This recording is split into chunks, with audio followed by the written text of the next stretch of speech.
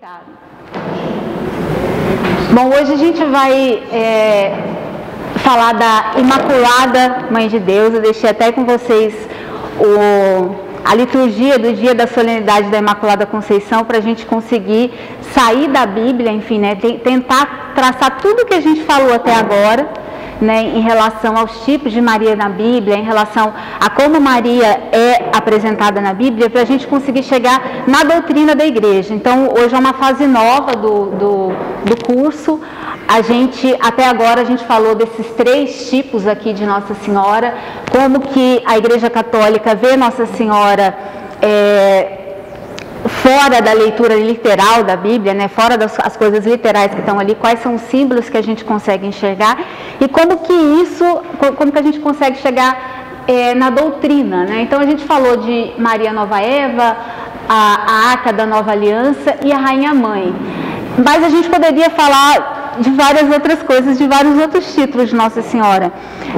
Esse trabalho do Scott Hahn, ele se concentra nesses 3 tipos básicos, né, de Maria, que é a Nova Eva, a Arca da Nova Aliança e a Rainha Mãe, mas os títulos de Nossa Senhora, eles são infinitos, né? A gente viu aqui no primeiro dia de curso que são mais de 1.100 títulos catalogados de Nossa Senhora, ou de coisas que são relacionadas ao papel dela na história da salvação, ou são coisas relacionadas às aparições dela, enfim, ou então a características de Nossa Senhora, né? As virtudes de Nossa Senhora. Então aqui eu coloquei algumas outras coisas, por exemplo, paraíso terrestre. Paraíso terrestre também é uma tipologia bíblica, porque do novo Adão, Jesus nasceu de Maria. Então, Maria é o paraíso terrestre de onde surgiu o novo Adão, né? Então, uma leitura bíblica também.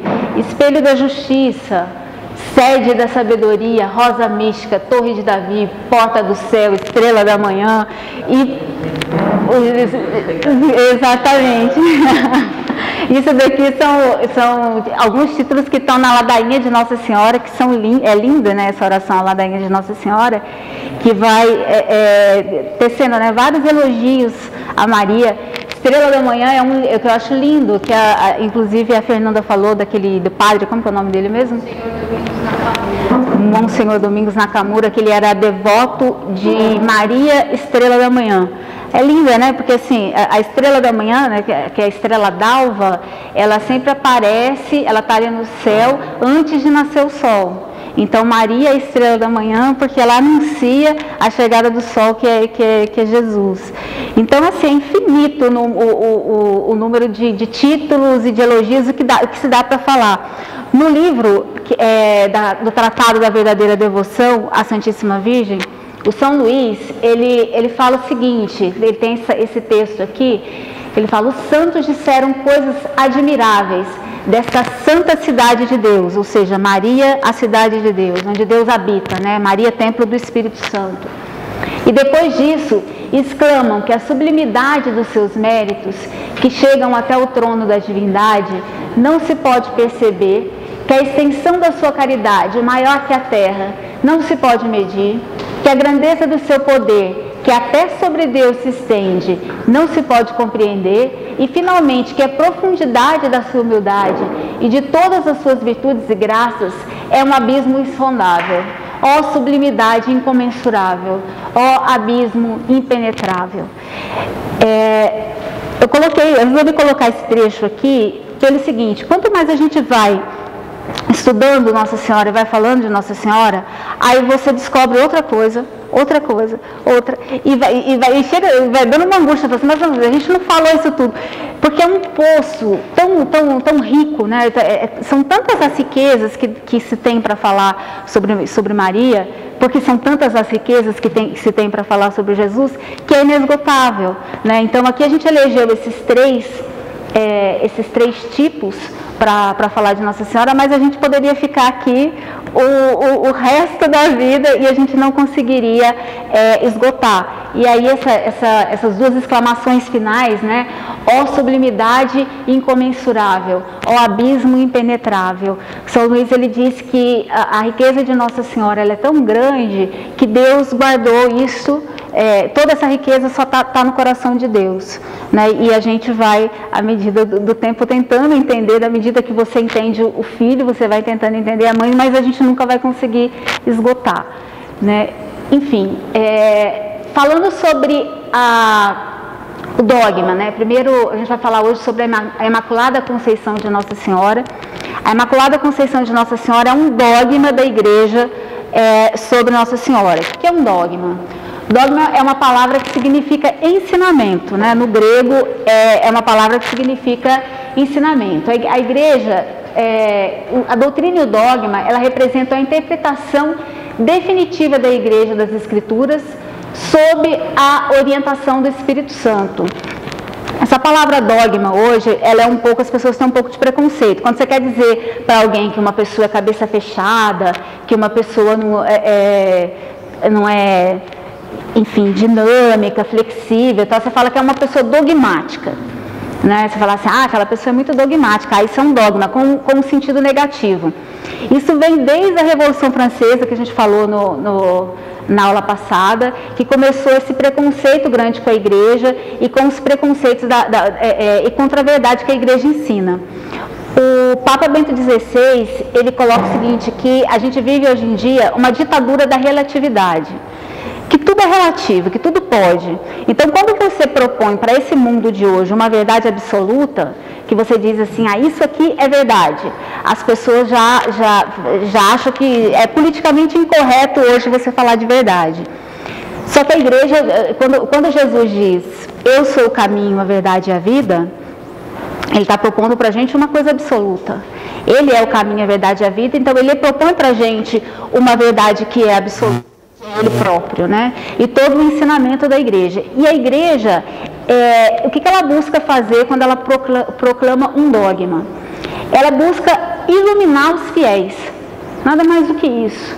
E, na verdade, assim, se você pega os textos da Sagrada Escritura por si só e você vai tentar interpretar sozinho, você vai tentar fazer o trabalho de todos os apóstolos, de todos os padres da Igreja, de toda a tradição, de todos os teólogos, da história da Igreja inteira sozinho. É uma certa arrogância, né, você tentar fazer isso. É impossível para um ser humano conseguir. É claro que o Espírito Santo, ele ilumina os estudos, é fundamental, até porque você pode ter uma verdade, saber uma verdade e não compreender. Então o Espírito Santo, ele ilumina para que você possa entender pessoalmente um dogma. Mas a interpretação definitiva das verdades que estão na Escritura, elas estão sobre o encargo da Igreja, sobre o Espírito Santo.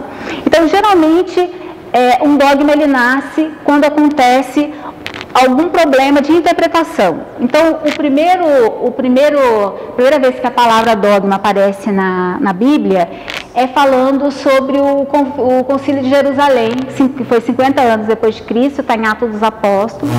Porque foi quando surgiu aquela polêmica, enfim, se os novos cristãos, né, os que eram pagãos, que não eram judeus, eles precisavam se submeter à lei, eles precisavam da circuncisão e tal. Então juntou, da mesma forma que hoje, quando tem algum problema na Igreja, junta lá o Papa com todos os bispos e vão discutir aquele assunto. Não, aconteceu isso quando os apóstolos ainda eram vivos. Então participou São Paulo, São Pedro, né? Todos os apóstolos que estavam vivos nessa época. São Pedro achava que precisava da circuncisão, São Paulo achava que não, e aí eles discutiram, e com a Espírito Santo, eles chegaram a uma definição que a Bíblia usa essa palavra dogma, que é um ensinamento definitivo. Então é como se fosse assim, uma interpretação definitiva da revelação de Deus. O dogma não é a Igreja que inventa, né? O dogma, ele é uma verdade revelada que a Igreja vai entender, vai interpretar aquilo, com a guia do Espírito Santo. Jesus não disse que estaria com a Igreja até o fim dos tempos? Então, a Igreja pode proclamar um dogma mais para frente com a interpretação daquilo que foi revelado. Então, são 43 os dogmas que foram declarados pela Igreja. Quando a Igreja declara um dogma, todo católico ele é obrigado a acreditar naquilo, aquela que é uma verdade de fé. E isso é um cuidado muito grande que a igreja tem pra gente. Porque quando a gente está falando de liberdade de fé, a gente está falando de nada mais, nada menos do que a salvação da nossa alma.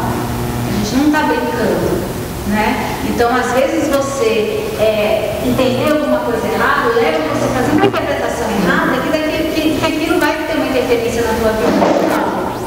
Então, a igreja ela é mãe nesse sentido. Os fiéis, eles aqui divididos. Dogmas sobre Deus. Alguém consegue falar algum dogma sobre Deus? Oi? Onipresente. Deus é onipresente. Como é que fala? Deus é trino. Um dos dogmas da igreja é que Deus é Pai, Filho e Espírito Santo. Então isso é um dogma. Não estava pronto, esse ensinamento não estava pronto dentro da Bíblia. Então isso precisou ser elaborado, essa compreensão de que Deus é Pai, Filho e Espírito Santo precisou ser elaborado. O entendimento disso. Aí a igreja, em um determinado concílio, declarou, geralmente um dogma ele é declarado oficialmente, tem um documento, né, tem uma solenidade, enfim, todos os cristãos. Dogma sobre Jesus Cristo, alguém lembra de algum?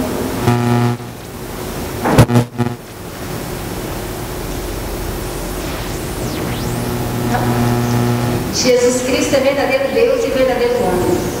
Porque quando teve uma heresia, o arianismo, dizia assim, Jesus não é homem de verdade, a natureza de Jesus não é humana, é divina. Então fica essas polêmicas teológicas, e aí se declara o dogma. Não, Jesus ele é verdadeiramente Deus, e até a alma de Jesus foram criadas. Mas a pessoa dele é divina, existiu antes de todos os tempos. Então, é um dogma sobre Jesus. Aí, enfim, tem os dogmas sobre a criação do mundo, sobre o ser humano, né, a natureza do ser humano, os dogmas marianos, que a gente vai falar, dogmas sobre o Papa, a Igreja, dogmas sobre os sacramentos, dogmas sobre as últimas coisas, por exemplo. A existência do inferno é um dogma. O inferno existe, as pessoas, existe a possibilidade da condenação, então isso é um dogma. Se você consegue conhecer todos esses dogmas aqui da igreja, os 43, aí você está bom do catecismo. Conseguir entender todos, assim, você tem uma formação católica forte. É interessante, está no catecismo. No catecismo consegue encontrar todos eles. Oi?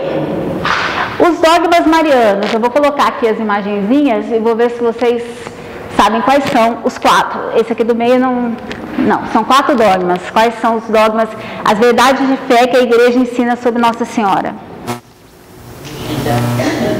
Virgindade é aqui, Maria sempre virgem.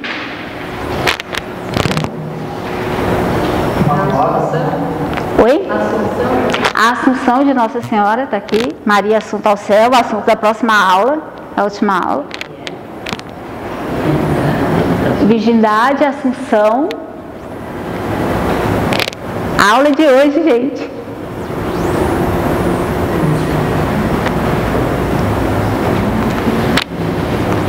A Imaculada Conceição de Nossa Senhora. Alguém falou, né? Desculpa. A Imaculada Conceição de Nossa Senhora, que é esse daqui. E esse último aqui é Maria, Mãe de Deus. Esse foi o primeiro dogma declarado em 431.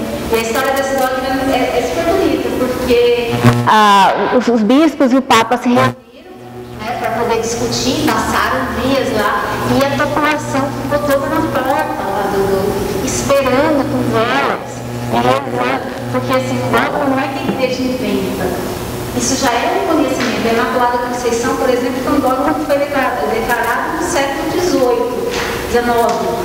Mas a igreja sempre acreditou na Imaculada Conceição. Existia um debate, mas a tradição sempre dizia. E Maria, Mãe de Deus, a tradição também, todo mundo sabia que declarava, né, Nossa Senhora, Mãe de Deus, mas não era um dogma de fé. Por quê? Porque qual que era o problema do mãe de Deus? Diziam, não, Maria é mãe de Jesus, o Cristo homem, mas ela não é mãe de Deus. Só que aí, quando se chegou à conclusão de que Jesus ele é um ser único, verdadeiro Deus e verdadeiro homem, ele é uma pessoa, então não existe você ser mãe de uma natureza, você é mãe de uma pessoa. Você não tem como ser mãe da natureza humana de Jesus. Você tem como ser mãe da pessoa. Então o dogma da maternidade divina de Nossa Senhora foi em 431, e foi uma festa. Foi em Éfeso, foi uma festa, a população fez procissão, sabe? Todo mundo na maior alegria porque tinha sido declarado esse dogma. Aqui no meio tem esse daqui, Mediatrix de Todas as Graças, que é um dogma que a igreja ainda não declarou. Se vocês forem, como dogma, né? Se vocês olharem no catecismo, está escrito que Maria é a medianeira de todas as graças, mas ainda isso não está colocado num formato de dogma, dentro esse título de Nossa Senhora. Da mesma maneira, Maria Corredentora, ainda não está proclamado. Maria foi releitura com Jesus, mas a tradição da igreja está apontando para isso, se Deus quiser, a gente pode. Mas, enfim, a Imaculada Conceição, da Bíblia para o dogma. Eu imprimi para vocês a liturgia exata do dia da Imaculada Conceição, que é no dia 8 de dezembro, se comemora a Imaculada Conceição. Você tem cópia? Oi, tem cópia, tem aqui. Deixa aqui. Ela foi pegar? Eu pedi para 3 pessoas para a gente fazer as leituras. E essa historinha aqui vai contar exatamente o que é o dom da Bíblia, né? Da Bíblia. Quem que pode ler o primeiro? Leitura do livro do Gênesis. Pode ser? Você passa para ela o... Leitura do livro do Gênesis. Primeira leitura. Leitura do livro de Gênesis, capítulo 3, versículos 9 a 15, 15 a 20. Depois que Adão comeu do fruto da árvore, o Senhor Deus o chamou, dizendo: Onde estás? E ele respondeu: Ouvi tua voz no jardim, e fiquei com medo, porque estava nu, e me escondi. Disse-lhe o Senhor Deus: E quem te disse que estavas nu? Então comestes da árvore, de cujo fruto te proibi comer? Adão disse: A mulher que tu me destes por companheira, foi ela que me deu do fruto da árvore, e eu comi. Disse o Senhor Deus à mulher: Por que fizestes isso? E a mulher respondeu: A serpente enganou-me, e eu comi. Então o Senhor Deus disse à serpente: Por que fizeste isso? Serás maldita entre todos os animais domésticos e todos os animais selvagens. Rastejarás sobre o ventre e comerás pó todos os dias de tua vida. Porém inimizade entre ti e a mulher, entre a tua descendência e a dela. Esta te ferirá a cabeça, e tu lhe ferirás o calcanhar. E Adão chamou a sua mulher, Eva, porque ela é a mãe de todos os viventes. Palavra do Senhor. A gente viu bastante sobre isso na aula da Eva. Então, eu fiz questão que a gente lesse de novo, para a gente ter a segurança de onde na Bíblia, da onde surgiu, né, a questão do dogma. A gente viu aqui nesse texto o pecado original de Eva, né, e a consequência desse pecado. Enfim, Deus diz que existe uma consequência desse pecado, uma maldição que ele dá e entra a morte, e essa parte aqui especificamente, quando Deus fala: porém inimizade entre a mulher, entre tua descendência e a dela, essa te ferirá a cabeça e tu lhe ferirás o calcanhar, significa, isso é chamado, os padres da igreja chamavam isso de o proto-evangelho, que ele já era Deus dizendo, prevendo o que iria acontecer no evangelho, né? Que existiria uma mulher, existiria a descendência dessa mulher, e que essa descendência dessa mulher esmagaria a cabeça da serpente, né? Ela feriria o calcanhar da mulher, ela esmagaria a cabeça da serpente.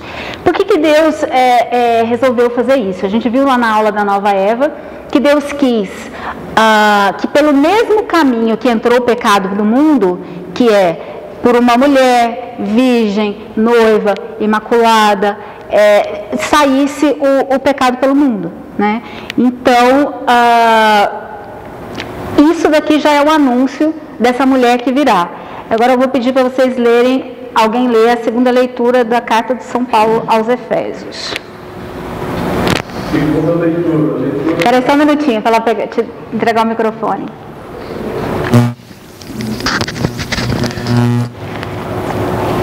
Segunda leitura. Leitura da carta de São Paulo aos Efésios, capítulo 1, versículos do 3 ao 6 e do 11 ao 12. Bendito seja Deus, Pai de nosso Senhor Jesus Cristo. Ele nos abençoou com toda a bênção do seu Espírito, em virtude de nossa união com Cristo no céu. Em Cristo, Ele nos escolheu, antes da fundação do mundo, para que sejamos santos e irrepreensíveis sob o olhar do amor. Ele nos predestinou para sermos seus filhos adotivos, por intermédio de Jesus Cristo, conforme a decisão de sua vontade, para o louvor da sua glória e da graça, com que Ele no seu bem amado.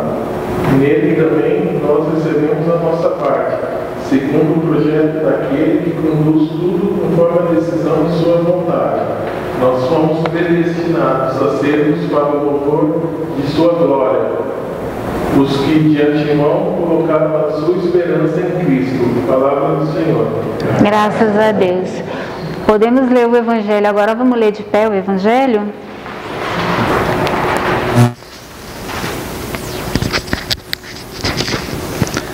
Evangelho de Lucas, capítulo 26 ao 38. Proclamação do Evangelho de Jesus Cristo segundo Lucas. Naquele tempo, o anjo Gabriel foi enviado por Deus a uma cidade da Galileia chamada Nazaré, a uma virgem prometida em casamento a um homem chamado José. Ele era descendente de Davi e o nome da virgem era Maria. O anjo entrou onde ela estava e disse: Alegra-te, cheia de graça, o Senhor está contigo. Maria ficou perturbada com estas palavras e começou a pensar qual seria o significado da saudação. O anjo então disse-lhe: Não tenhas medo, Maria, porque encontrastes graças diante de Deus. Eis que conceberás e darás à luz um filho, a quem porás o nome de Jesus. Ele será grande, será chamado Filho do Altíssimo, e o Senhor Deus lhe dará o trono de seu pai Davi. Ele reinará para sempre sobre os descendentes de Jacó, e o seu reino não terá fim. Maria perguntou ao anjo: Como acontecerá isso, se eu não conheço homem algum? O anjo respondeu: O Espírito virá sobre ti, e o poder do Altíssimo te cobrirá com sua sombra. Por isso, o menino que vai nascer será chamado Santo, Filho de Deus. Também Isabel, tua parenta, concebeu um filho na velhice. Este já é o 6º mês daquela que era considerada estéril, porque para Deus nada é impossível. Maria então disse: Eis aqui a serva do Senhor, faça-se em mim segundo a tua palavra. E o anjo retirou-se. Palavra da salvação. De sublinhar essa palavra graça que está aqui na carta de São Paulo aos Efésios e o cheia de graça que também está aqui no Evangelho. Essa palavra graça, exatamente da forma como está aqui, como foi escrita no grego, quando a Bíblia foi escrita, é essa palavra aqui, kerakitomene.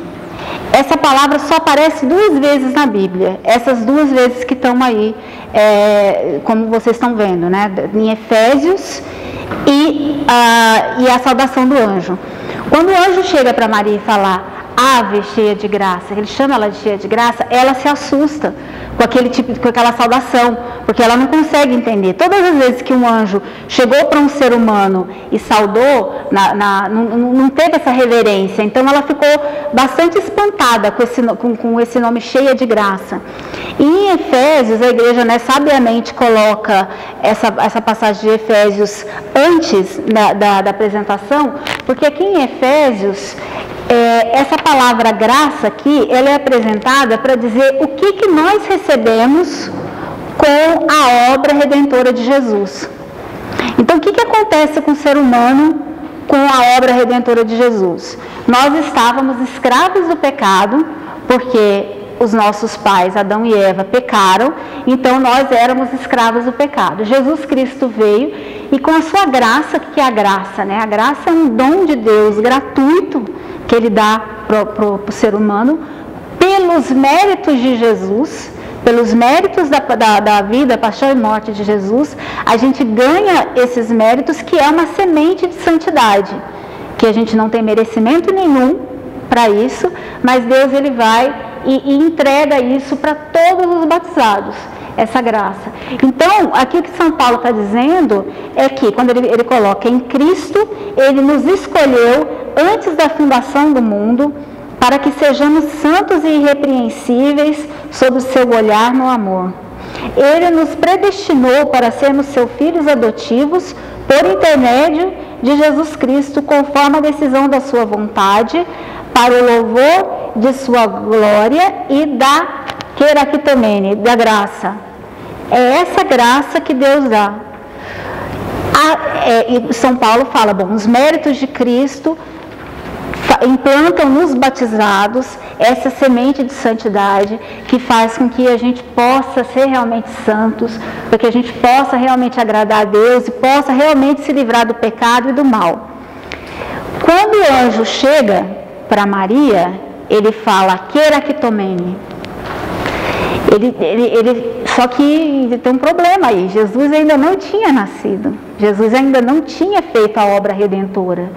Como que Maria podia ter essa graça? Que aqui São Paulo, é a única outra vez que aparece é quando São Paulo diz que pelos méritos de Cristo nós recebemos essa graça. Mas o anjo, ele já chega para Nossa Senhora e fala, cheia de graça. E aqui também São Paulo fala, Deus pensou isso antes de toda a eternidade, antes da criação do mundo, vocês são destinados a ser filhos de Deus. E o anjo chega para ela e fala, queractomene, como se isso fosse, quando os anjos, vocês devem lembrar que muitas vezes mudam o nome das pessoas na Bíblia, né? Então Jesus muda o nome de Pedro, por exemplo, Abraão, era Abrão, vira Abrão e tal. Então, quando o anjo chega para ela e fala, queractomene, é como se ele estivesse dizendo que o nome de Maria, verdadeiro de Maria, é cheia de graça. É como se fosse um batismo, né? Ela é a cheia de graça, antes da criação do mundo. Ou seja, Eva nasceu imaculada, Eva nasceu sem o pecado original. Lá no próprio Evangelho, que está escrito ali no Gênesis, quando Deus fala, porém inimizade entre ti e a mulher, ele já tinha pensado Maria. Ele já tinha pensado esse ser que era livre de todo o pecado e que ia esmagar a cabeça da serpente. O São João Paulo II, que era um papa muito mariano, ele escreve essa frase aqui, né, na homilia dos 150 anos da proclamação da Imaculada Conceição, e ele tem vou ler primeiro, depois eu vou. Cheia de graça é o nome que Deus, através de seu mensageiro, escolheu usar para descrever a Virgem. É assim que ele sempre a tinha visto e pensado, a de eterno desde sempre. Ele tem uma bula linda que chama a Mãe Redentora, né? E tem uma sobre o Rosário também, que ele fala muito sobre isso, que Deus escolheu esse nome, que queractomene, cheia de graça, é o nome de Maria, porque ela foi pensada sem nenhum pecado. Aí, qual que foi a confusão desse dogma? Por que a igreja demorou tanto para declarar o dogma da Imaculada só no século XVIII como como um dogma realmente, né? Porque tinha esse problema teológico. Eu falava assim, mas Maria não precisou de um Salvador, então Jesus não precisou salvar Maria? Porque se ela já foi concebida cheia de graça, então significa que ela não precisou do sacrifício de Cristo. Só que para Deus não existe tempo. A gente costuma ver as coisas dessa maneira, de uma forma literal. A maneira como Deus preservou Nossa Senhora do pecado é a mesma coisa, por exemplo, um médico. O médico ele tem duas maneiras de curar alguém. Ele pode curar uma pessoa que está doente, ele vai dar um remédio, né? Ele vai curar aquela pessoa que já está doente, que é o nosso caso. Né? Nós já nascemos doentes, então a gente precisou do batismo para a gente receber essa graça.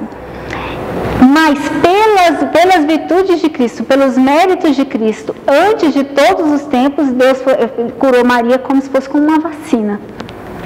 Então é como se ele já tivesse, pelos méritos de Cristo, dado uma vacina e ela não herdou nenhum efeito do pecado original. Então, demorou todo esse tempo para se chegar a se declarar esse dogma. Mas não é um negócio novo na igreja. Então, por exemplo, a Imaculada Conceição, né? Nossa Senhora da Conceição, foi só no século XVIII que foi dogma, mas Nossa Senhora da Conceição existe há muito tempo. A igreja sempre acreditou nisso, né? Tem uma história muito bonita dos reis de Portugal, que no século XVI eles fizeram uma bula, não sei se chama bula, um decreto, né, do rei, dizendo assim, que todo súdito do reino português, não só de Portugal, mas de todas as terras, e nessa época o Brasil era reino de Portugal, tinham que defender o dogma da Imaculada Conceição com a própria vida. Então eles declararam Nossa Senhora, coroaram Nossa Senhora da Conceição rainha de Portugal, e todos os súditos falavam assim, não seja português se você não defende o dogma da Imaculada Conceição. E por isso que a imagem de Nossa Senhora Aparecida foi esculpida na época que ela foi esculpida. Porque foi mais ou menos naquela época que saiu esse decreto, que todo o reino de Portugal deveria defender o dogma da Imaculada Conceição, e aí encheu de Nossa Senhora da Conceição pelo Brasil, né? Então foi nesse contexto que a imagem de Nossa Senhora da Conceição foi esculpida, e não existia ainda, o dogma só foi no século XVIII, né, como verdade de fé. Tudo bem? Então a graça dada a Maria no ventre de sua mãe será o destino de todos os que creem no seu Filho e forem batizados. Então essa graça que a Nossa Senhora recebeu de estar livre de todo o pecado é a maneira como a gente fica quando a gente sai do batismo, e a maneira como a gente fica também quando a gente sai de uma confissão, né? Totalmente lavados do pecado pela graça de Deus, não pelos nossos méritos. Nós somos livres desse pecado, do pecado original, da culpa. Vou continuar aqui. Na semana passada a gente tinha terminado de falar de Nossa Senhora da Salete, né?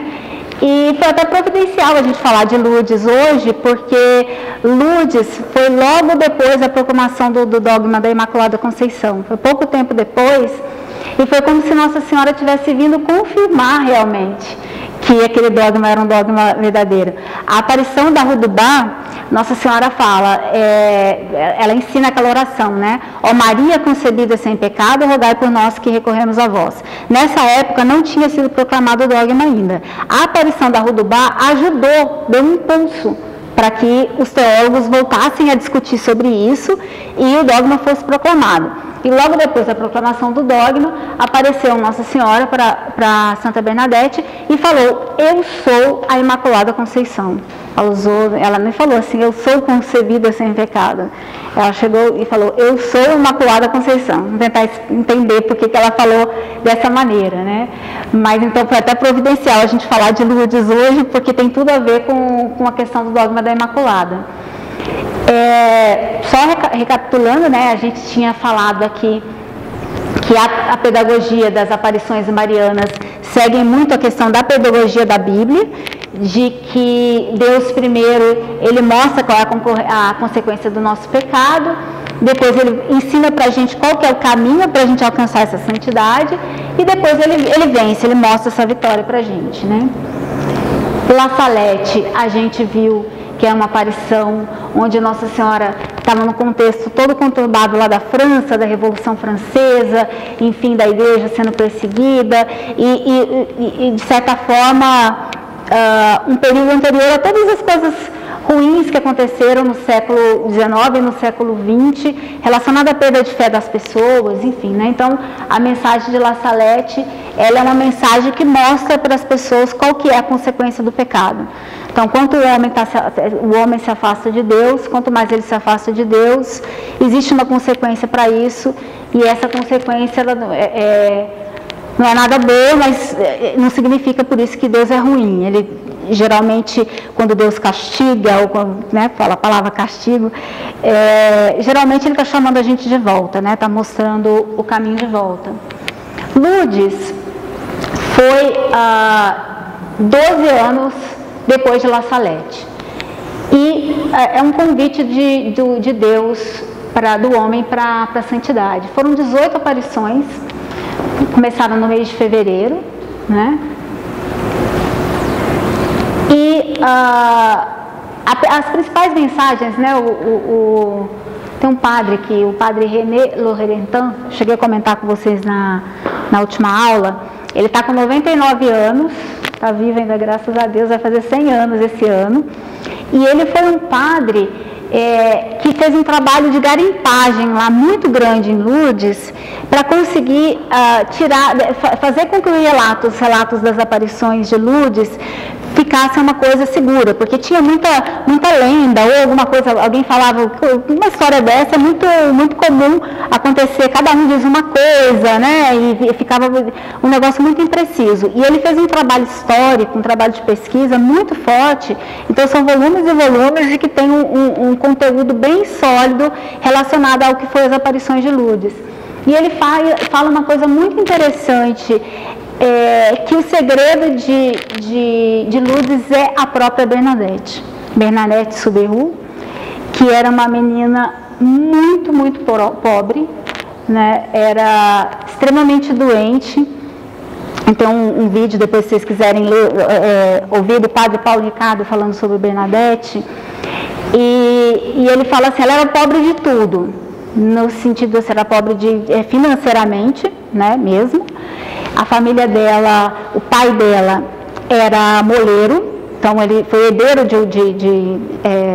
daquelas máquinas de moinho, então ele estava na época da Revolução Industrial, então as outras máquinas das outras empresas, né, que estavam no mesmo ramo, começaram a ficar um negócio mais automatizado e tal. Ele era um péssimo empresário, era um homem muito piedoso, os pais de Bernadette, o pai e a mãe dela, mas eles eram muito ruins empresários, então eles chegaram a um ponto de pobreza de ficar realmente desabrigado. Né, e eles ficaram sem casa mesmo, né, então com as irmãs e tal. Então Bernadette era muito pobre, ela era pobre de inteligência, ela não conseguia entender nada, ela não conseguia entender o catecismo, ela não sabia falar o francês, ela só falava o dialeto, né, local, e ela era pobre de saúde, porque na época teve surto de cólera, ela pegou a cólera, conseguiu por providência se curar, mas ficou asmática o resto da vida, né? Então ela tinha realmente muita dificuldade, mas ela tinha um amor e uma caridade gigantesco, era uma entrega. Então é uma mensagem mesmo, né? Que Deus e Nossa Senhora escolhe os pequeninos.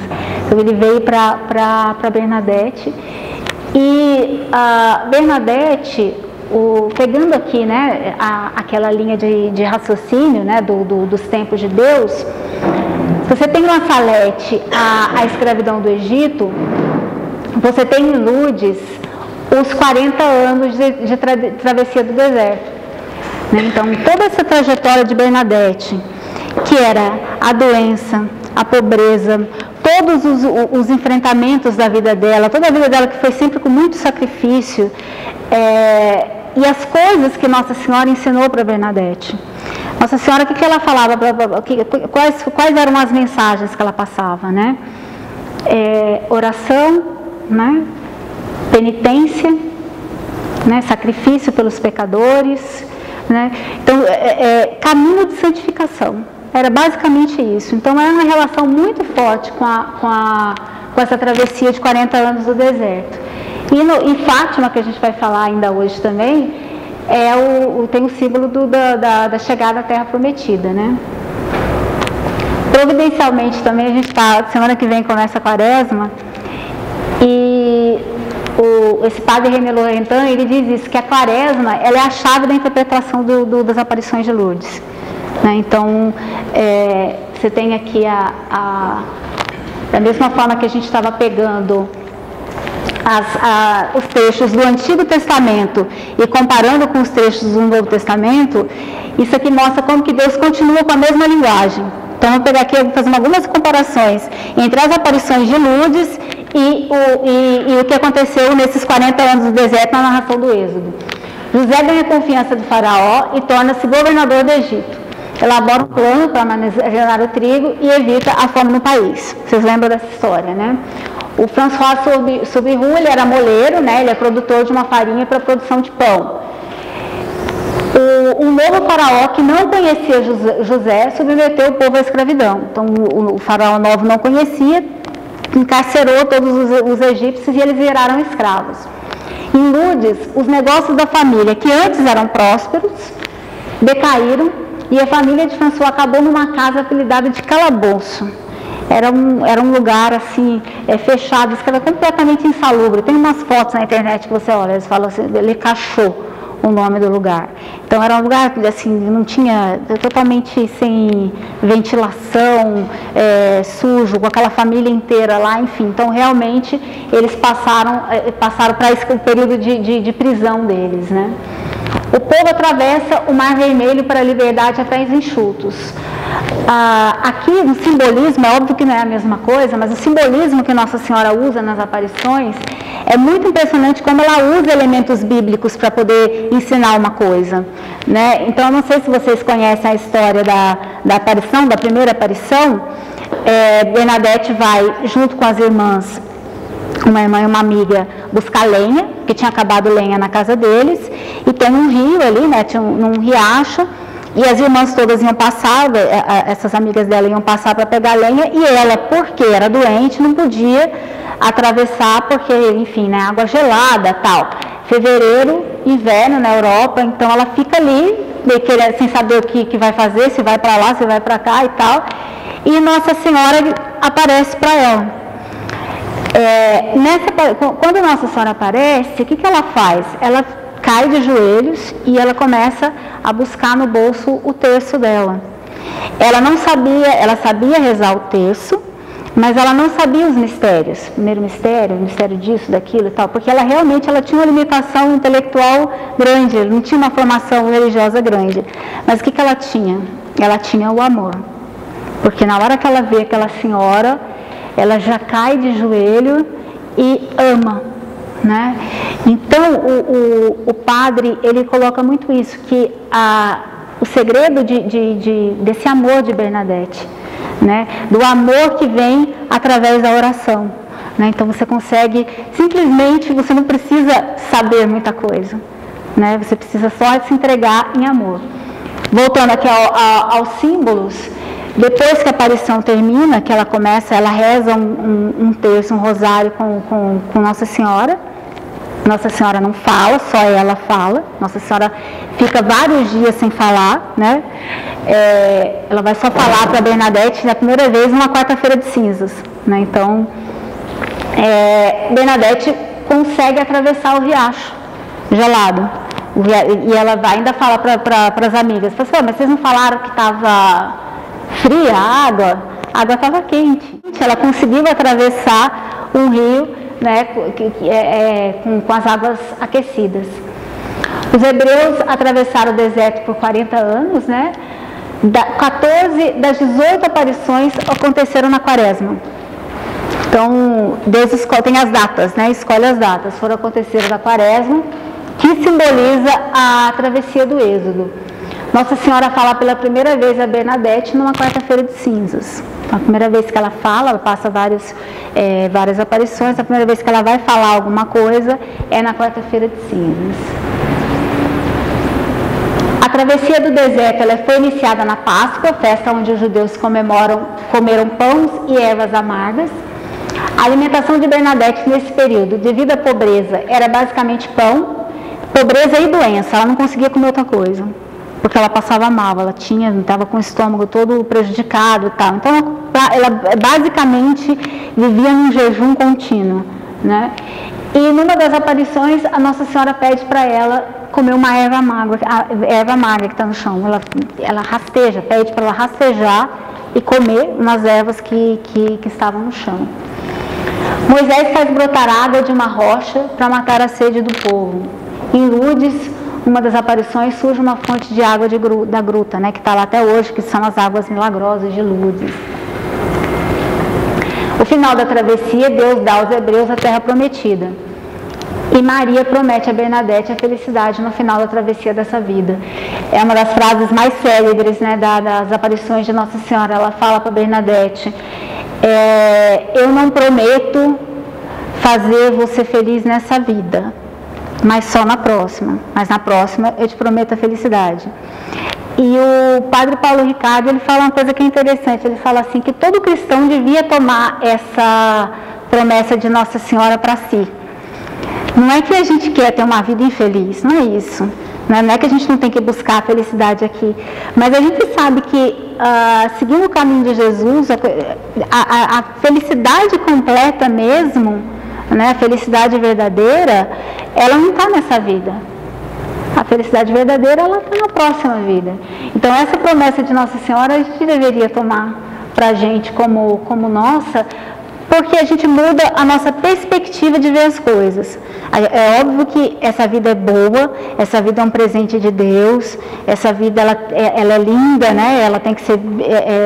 mas a gente sabe que aqui, como o Santo Agostinho fala, né, nas confissões, que fomos criados para Deus e inquieto está o nosso coração enquanto não repousar em Deus.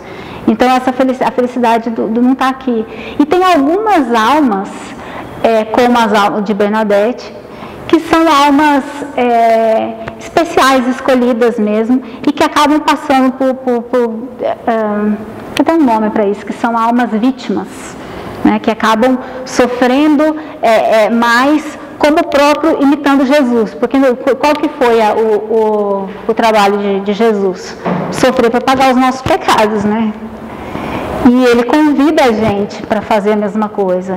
Nós oferecer os nossos sofrimentos, os sofrimentos que vêm naturalmente da vida, e pequenas coisas que a gente mesmo pode voluntariamente fazer em prol das outras pessoas, né? Então, algumas almas como Bernadette, tanto que no filme, que eu vou passar um trecho aqui para vocês, que é o filme A Canção de Bernadette, ela vai para um convento, né? E ela tem uma tuberculose nos ossos, e aí eles ficam querendo levar ela para Lourdes, para a fonte, para ela se curar. E no filme ela fala, as águas não são para mim. Então, as águas são para outras pessoas, Deus cura, né? Mas para ela fala, as águas não são para mim, né? E ela passa todo o calvário dela, né? Toda essa travessia do deserto. Então, os pontos principais das mensagens, eles têm tudo a ver com as obrigações da Quaresma, né? Quais são as obrigações da Quaresma?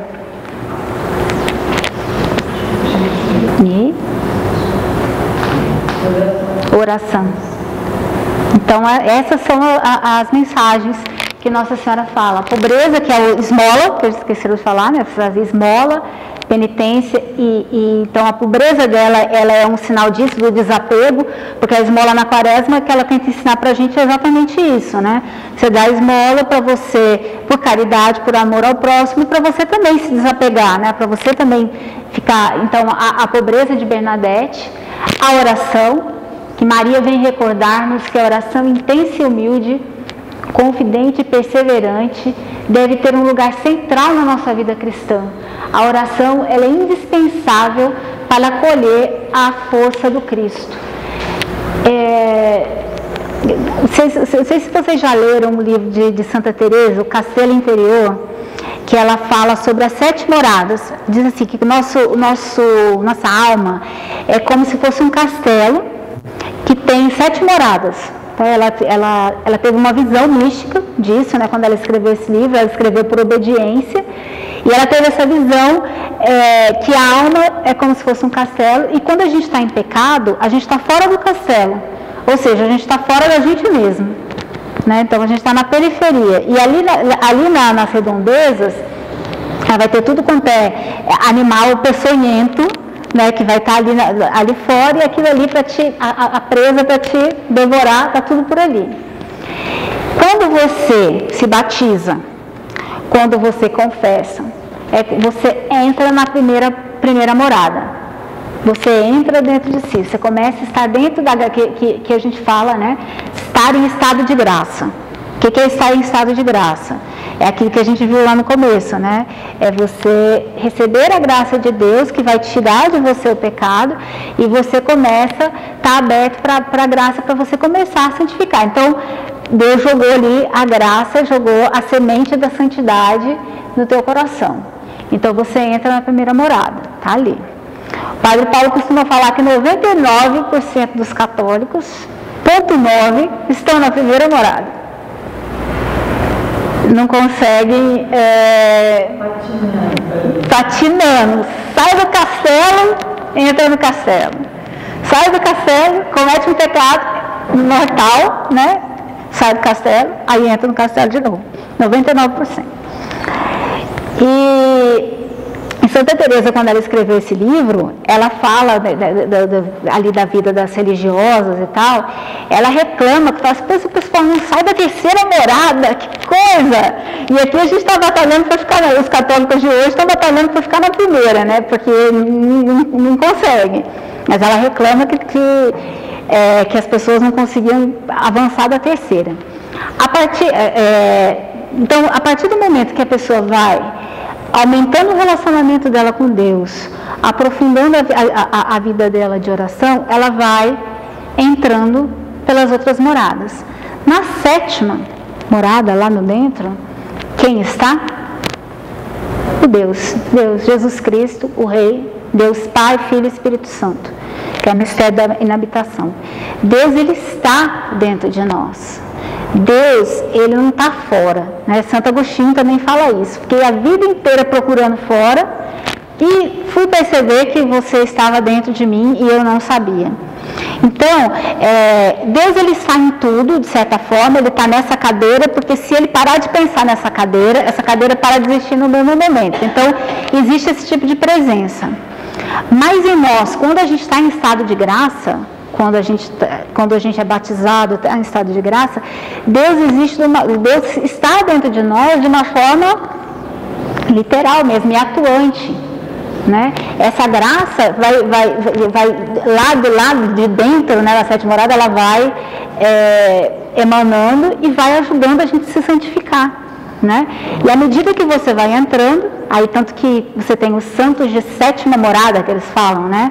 Os santos de 7ª morada são os grandes santos da igreja. São aqueles que conseguiram chegar lá e diz que é santo a partir da 4ª. E que todo mundo tem a obrigação de chegar até a 5ª.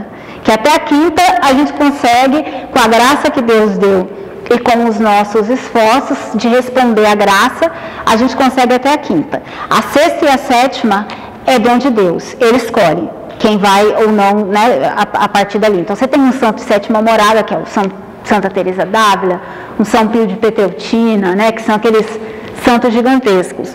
Por que eu estou falando isso tudo?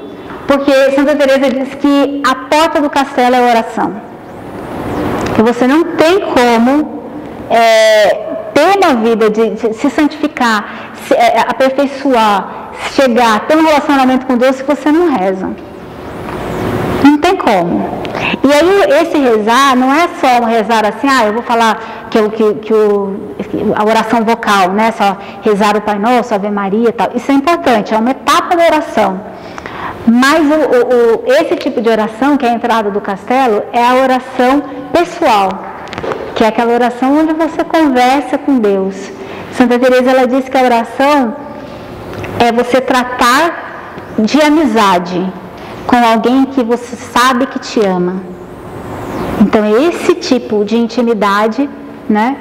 E essa é a insistência que Nossa Senhora ensina e que Bernadette demonstra. Ela entrava em êxtase, né? Ela olhava a Nossa Senhora, começava e estava ali o rosário, né? Do lado, e Nossa Senhora pedindo para rezar o rosário. Vamos fazer um intervalo agora e depois a gente volta. O Padre Paulo Ricardo, ele tem um site, padrepauloricardo.org, que é uma riqueza para a Igreja do Brasil, nem a portuguesa no geral. Enfim, qualquer coisa que você tenha sobre a fé católica, você chega lá e você encontra. Isso que eu falei para vocês agora, das 7 moradas e tal, ele tem um curso que chama Caminho de Perfeição, que fala sobre essa escola de santidade, né, de Santa Teresa. É um curso para ensinar a rezar. E esse site do Padre Paulo, eu acho que já deve ter uns 8 anos, e ele diz assim, que no começo era um site muito apologético, que estava tentando, de certa maneira, ensinar o catecismo, as coisas básicas para as pessoas. Mas que agora ele está muito focado em produzir conteúdo, ensinando as pessoas a rezar mais. Ensinando as pessoas a entrar nesse caminho de santidade, ensinando as pessoas a ter um relacionamento mais profundo mesmo com Deus. Então, ele tem um curso que é sobre o caminho de perfeição, que é um curso numa área restrita do site, que é pago, mas aí ele fez, como ele viu que a necessidade era muito grande e que às vezes as pessoas não têm a disposição de se aprofundar, Aí ele fez um curso que era com videozinhos de 5 minutos para ensinar a rezar. É muito tranquilo de ouvir e é muito útil. Assim, é muito útil. Você vai aprendendo umas coisas assim que você nunca tinha imaginado e assim, pessoalmente me ajudou muito nessa questão de o que rezar, como que você, que disposição que você tem. Muitas vezes a própria Santa Teresa fala que a gente às vezes sofre à toa ou às vezes a gente enfrenta muitos problemas para rezar, porque a gente não conhece a nossa própria natureza. Então, muitas vezes, você começa ali a rezar e você se distraiu um pouco, e você fala, está tudo perdido, já acabou a minha oração. Então, ensina algumas coisas Que são bem ricas e bem úteis. Eu vou passar para vocês um vídeo de 5 minutinhos, que é a introdução desse curso, tá? Ensina-nos a orar.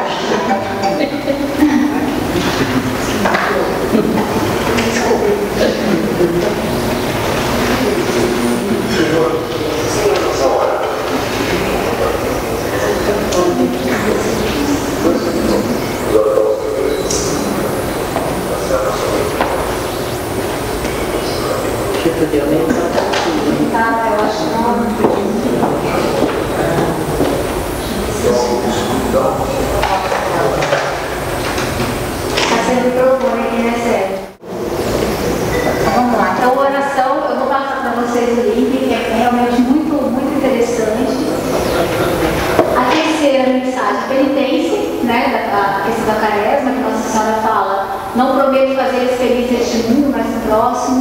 Ela fala penitência, penitência, penitência, rezar pela conversão dos pecadores, e isso é uma coisa que vai continuar em Fátima, muito força.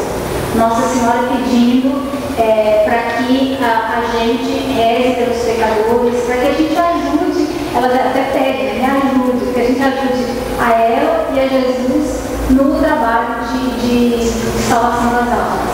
Em Fátima ela chega a dizer assim, muitas almas se perdem porque não existe quem se sacrifique por elas. E ela ensina isso para crianças, né? Para criancinhas. Então acho que a gente não tem muita desculpa, né? Se é um ensinamento que ela fez até para crianças, então para a gente também é uma coisa muito válida. Então ela fala da questão da penitência, tanto que ela pede para a Bernadette, quando ela fala para a Bernadette comer a grama do chão, enfim. É uma mensagem forte. Principalmente isso, a gente não tem que esperar muita felicidade desse mundo aqui, mas no próximo. E a quarta parte forte da questão das mensagens de Lourdes é a maneira como Nossa Senhora se apresenta. Ela se apresenta como eu sou Imaculada Conceição. chamado. Bernadette, como eu falei, ela não tinha cultura religiosa nenhuma, ela não tinha condição de saber aquilo, ou saber nem francês direito. Então, o padre que confessou, para quem ela falou, né, sempre as pessoas imaginavam que ela estava vendo Nossa Senhora, mas Nossa Senhora nunca se apresentou para lá, eu sou. E aí toda vez ela perguntava, né, qual é o seu nome, qual é o seu nome, qual é o seu nome. E Nossa Senhora não falava. E aí, quando ela se apresenta, ela fala, eu sou a Imaculada Conceição. E isso as pessoas levam um susto, porque aquela menina não tinha condição de falar aquilo, né? Então eu vou passar o vídeo para vocês dessa cena no filme.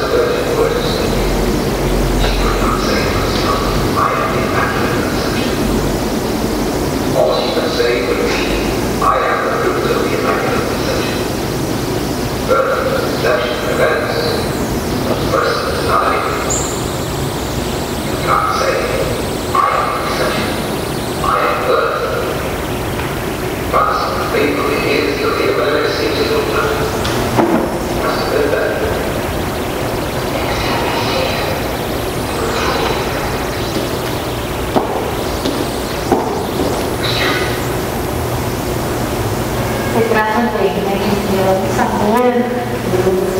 Oi? Ela pegou o Oscar, essa menina, como conhecido. No final, eu sou a Imaculada Conceição. Por que ela não falou, né? Eu sou fruto da Imaculada Conceição. De certa maneira, é como Nossa Senhora estivesse dizendo que ela tem um papel na concepção, ela de certa forma, ela tem um papel na concepção da igreja, tem a concepção do povo de Deus. Então, todos que querem seguir a Jesus Cristo e ser também imaculados, a gente não nasceu imaculado, mas a gente pode estar livre de toda a mácula e de todo o pecado. Maria, ela tem papel fundamental nesse nascimento. Então, por isso que ela se coloca como eu sou a Imaculada Conceição. Então, todos que querem nascer imaculados têm que nascer de Maria. Né? Então, é muito mais forte do que simplesmente dizer que ela foi liberta. Então, ela foi liberta do pecado original, mas ela ajuda com que a gente também, nesse processo desse nosso renascimento, né? Então, é a quarta parte dessas mensagens de Lourdes, o dogma da Imaculada Conceição. Lourdes tem, dentre os lugares onde Nossa Senhora apareceu, Lourdes é que tem os milagres mais estrondosos, né? Tem inclusive uma equipe médica lá em Lourdes, super rigorosa, só para verificar se os milagres, para comprovar ou não se os milagres que aconteceram lá são ou não verdadeiros, né? Mas coisas assim, da pessoa estar com tuberculose, nas últimas mesmo, ir para lá já agonizando para morrer e colocarem a pessoa dentro daquela água gelada e a pessoa sair andando. É coisas assim que acontecem. Não são muitos os milagres comprovados, acho que parece que tem por volta de 70 desde as aparições, porque a igreja é muito rigorosa. Óbvio que o número de milagres deve ser maior, mas os comprovados, a igreja é muito, muito rigorosa. Né? E essa semana, não sei se vocês receberam, eu recebi por várias fontes um prêmio Nobel, o cara que descobriu o vírus do HIV, dizendo que os milagres de Lourdes são realmente inexplicáveis. Ele é agnóstico, ele não acredita e tal. Ele falou, bom, eu não sei qual é a causa, só que eu sei dizer é que esses milagres que aconteceram em Lourdes não têm explicação científica. E ele tem uma postura super interessante, porque geralmente quando o médico, a maioria dos cientistas, né, não conseguem comprovar, não entendem, eles negam o fato. Ele fala, não tem como negar esse fato aqui. Aconteceu isso aí, sei lá por quê, mas é um prêmio Nobel de Medicina. Eu vou compartilhar com vocês também, que eu recebi por várias fontes, foi essa semana que ele deu essa declaração. E aqui uma foto da Bernadette como ela está hoje, que morreu em 1800, não sei quanto, e ela está dessa maneira. Ela é uma das santas com o corpo incorrupto. Oi? Corpo intacto. Ela parece que está dormindo, né? Então, mais uma prova, né? Sempre essas aparições, essas revelações privadas, Deus vai dando vários sinais para que a gente comprove se aquilo é ou não verdade, né? Vai deixando o rastro. E uma das coisas é esse corpo incorrupto de Santa Bernadette. Pode ser visto até hoje. Está lá em... Não é Lourdes, não. É no convento, Neve, esse é o nome, acho que da cidade, que é o convento que ela foi depois que ela virou filha. Bernadette era tão humilde, o padre chegou para ela e falou assim, você vai se casar lá? Não, Deus me livre, você vai ser freira. Então, vai ser freira lá. Eu não sou ninguém, eu não tenho condição de ser religiosa. Oi? Eu não sou nada. Quer dizer, é uma pessoa que Nossa Senhora veio para conversar com ela e ela permaneceu assim, né? A vida dela no convento também foi de muito sofrimento, porque a superiora achava que por ela ter recebido as aparições, ela tinha que ser tratada com mais rigor do que as outras. E ela achava que isso estava certo mesmo, que ela tinha que ser tratada com rigor. E ela passou muita humilhação, né, no convento. E a superiora dela não gostava dela, achava que ela não deixou nem fazer exumação do corpo, porque achava que ela não era santa, ela não tinha característica, não tinha nada de santa. Então, só depois de 30 anos, se eu não me engano, que ela morreu, só quando a superiora dela morreu, que eles fizeram a exumação do corpo e viram que o corpo estava incorrupto, né? Então, a história da santidade, ela se repete, né? Humildade profunda que ela tinha, né? E acho que por essa forma que o padre René Laurentin fala que o segredo de Lourdes é ela própria, né?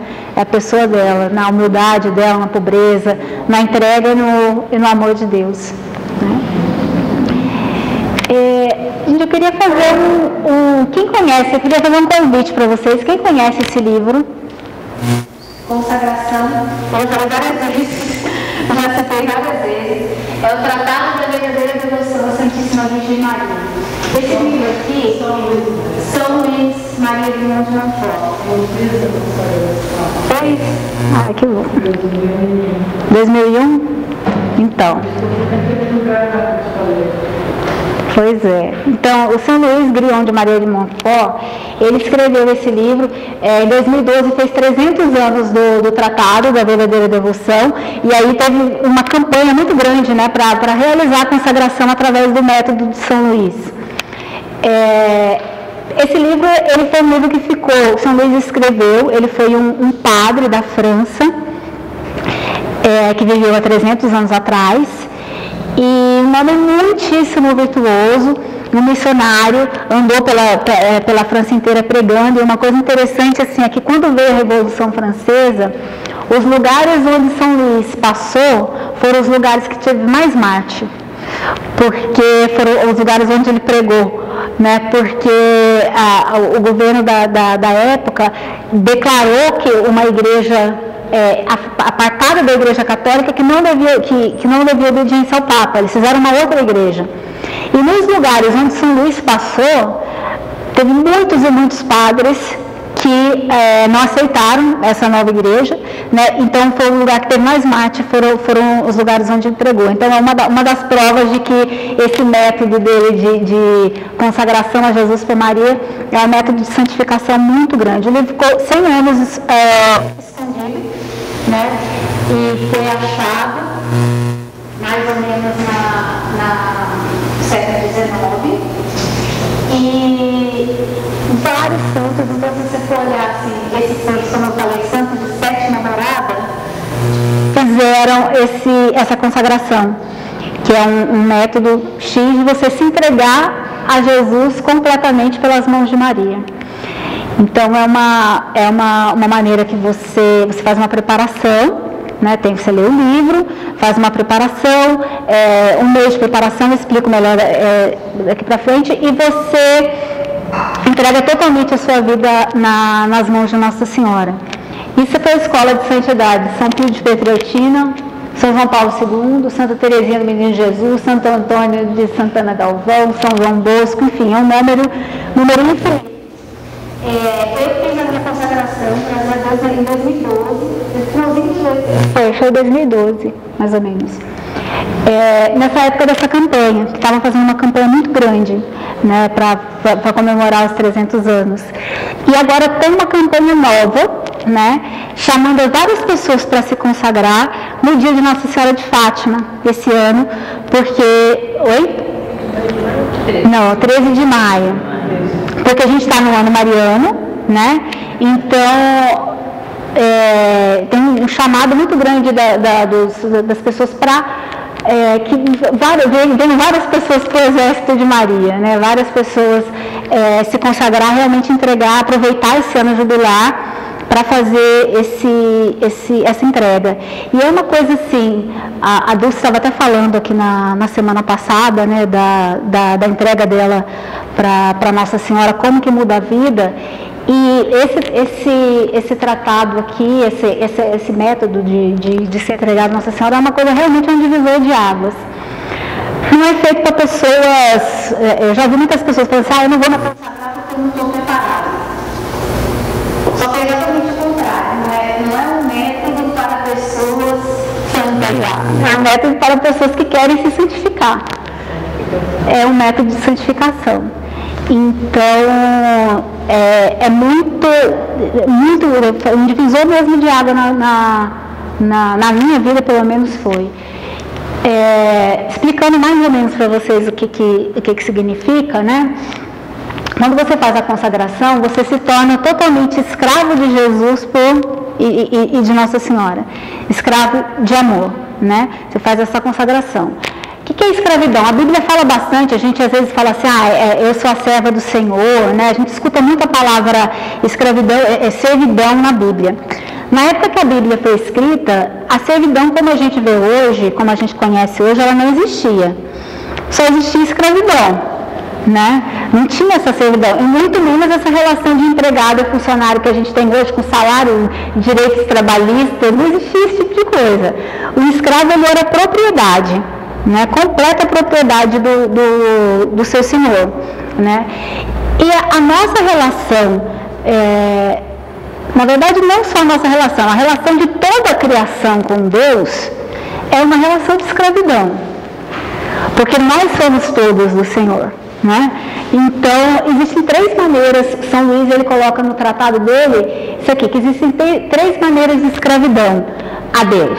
A escravidão natural, que é, por exemplo, a escravidão do sol. O sol é escravo de Deus. O sol não pode, da cabeça dele, mudar a órbita. Então, é uma escravidão natural de toda a criação. A escravidão forçada, que é a escravidão dos demônios, e a escravidão dos condenados, das pessoas que negam a Deus. Porque o demônio não quer obedecer, mas sinto muito, né? As leis, o universo é de Deus, então tudo, a vontade de Deus, ela vai ser cumprida de qualquer maneira. E você tem a terceira forma de escravidão, que é a escravidão voluntária, que é a escravidão de amor, que é você, para Deus, entregar completamente a sua vida na mão de Deus e realmente fazer a vontade dele, né? Se colocar à disposição para fazer a vontade dele. Quem fez isso de uma maneira perfeita, né? Quando Maria fala, eis aqui a escrava do Senhor, ela não falava, a gente às vezes fala servo, mas ela falou escrava mesmo, né? Eis aqui aquela que é a total posse do Senhor, faça-se em mim segundo a tua palavra. Quem mais que próprio Jesus, se você for olhar em Filipenses, sendo ele de condição divina, não se prevaleceu de sua igualdade com Deus, mas aniquilou-se a si mesmo, assumindo a condição de escravo e se assemelhando aos homens. Então, o próprio Jesus se colocou na condição de escravo, né? De totalmente falou para Deus, né? Não como eu quero, mas como tu queres, né? A verdadeira devoção que São Luís fala no tratado, né, tem tratado da verdadeira devoção, a verdadeira devoção a Nossa Senhora é a escravidão voluntária de amor. É você trabalhar isso dentro de você, né? Que você é realmente escravo de Jesus por Maria. A gente viu na aula passada, que não existem 2 reinos, né? É um reino só. Jesus é o rei e Maria é a rainha. Não existe um reino separado. Então, quantos são as criaturas que servem a Jesus, também são as criaturas que devem servir a Maria. Então, a consagração ela é uma maneira de você conseguir chegar a essa escravidão voluntária, né? Eu queria convidar vocês para entrar. A gente tinha conversado no ano passado de trazer um pessoal do Consagra-te, que é esse movimento com Nossa Senhora, seu com Jesus. Então, é bastante possível se preparar sozinho dessa maneira. Eu vi 2 pessoas fazendo no ano passado, no dia da Imaculada Conceição, e foi super tranquilo. Então, eu queria ver as pessoas que quiserem, a gente monta um grupo, né, para se consagrar no dia da 13, a preparação teria que ler o livro, um livro pequenininho, até o dia 13/4, né, para estar com todo, entendendo qual que é o que significa a consagração. E aí tudo bem, exercícios espirituais. A primeira semana foram esses exercícios para os primeiros dias, para o desapego do mundo, para você vai fazendo leituras e meditações para você se desapegar do mundo. Depois, para você ter um conhecimento de si, uma semana para conhecimento de si, uma semana para conhecimento de Maria e uma semana depois para conhecimento de Jesus. É um mês rico demais.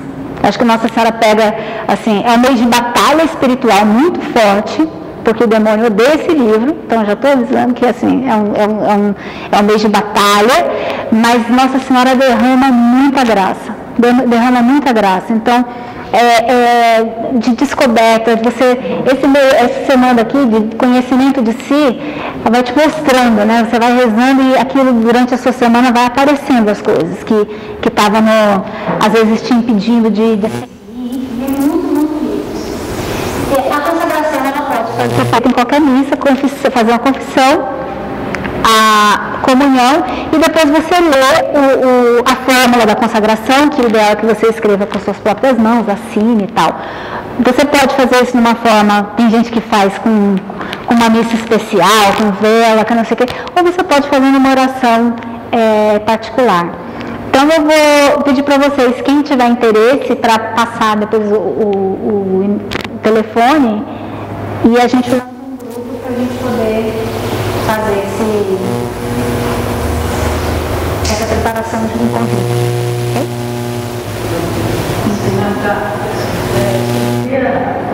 Todo Teu Maria, que é o lema desse livro, que é inclusive que a gente coloca no começo de toda a aula, Todo Teu Maria. Ok? Então vamos lá, gente, fazer a nossa oração final, que hoje é com música. Vai dar tempo? Nada. Inteiramente toda voz e ninguém troca a minha devoção. Eu hoje vos dou meu coração. Consagra meus olhos, meus ouvidos, minha boca.